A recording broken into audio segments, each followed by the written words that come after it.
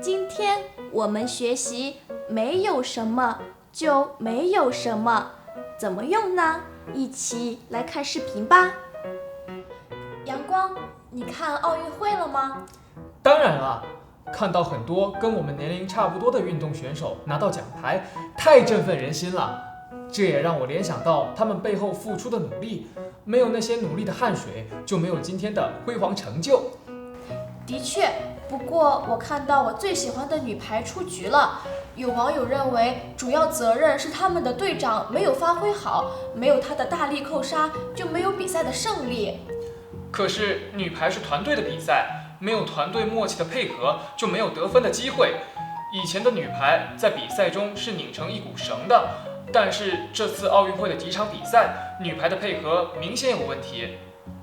因此，有人抨击女排主教练，不少营销号爆出教练偏袒队长，导致团队不和。但是我不这样认为，没有女排主教练临危受命，就没有女排的几次夺冠，不能因为一次比赛的失利就针对她。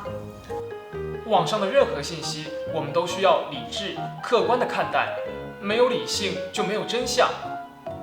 没有 A 就没有 B。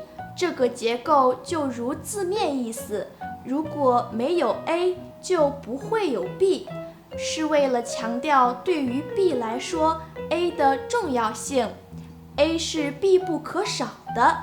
比如，没有那些努力的汗水，就没有今天的辉煌成就。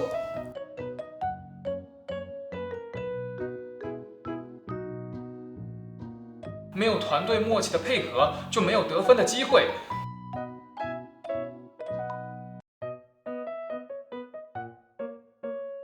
没有理性就没有真相。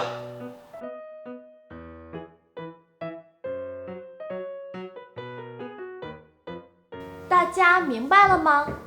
跟我读：没有那些努力的汗水，就没有今天的辉煌成就。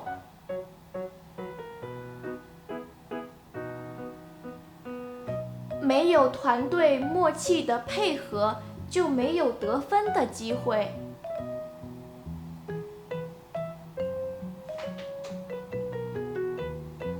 没有理性，就没有真相。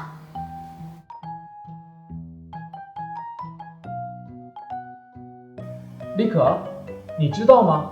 这次奥运会很多运动员都打破了世界纪录。是啊，没有运动员的日复一日的训练，就没有赛场上的成绩，真为他们骄傲。同学们，再见啦！